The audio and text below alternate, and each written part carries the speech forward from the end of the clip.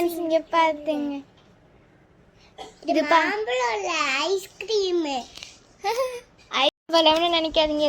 Hi friends, இது பார்க்க மாம்பழம்னு நீங்கள் நினச்சிடாதீங்க. இது என்னது தெரியுமா? இந்த ஐஸ்கிரீம். ஐஸ்கிரீம் ஐஸ்கிரீம் டேஸ்ட்டாக இருக்குமா? நான் எங்கள் அப்பாட்ட கேட்டு வாங்கிட்டு வந்தேன் ஃப்ரெண்ட்ஸ். அது எங்க 2 பேருக்காக வாங்கி தந்தாங்க. இது ஒன்று வந்து 30 ரூபீஸ். 30 ரூபீஸா? பார்த்துக்கோ. ஏன்னா வரும் 30 ரூபீஸ். இது கொஞ்சம் நல்லா இருக்குன்னு நினைக்கிறேன். அதான் கொஞ்சம் ரேட் அதிகமாக இருக்கிற மாதிரி இருக்கும். ஓகே, இதை சாப்பிட்டு பார்ப்போம்.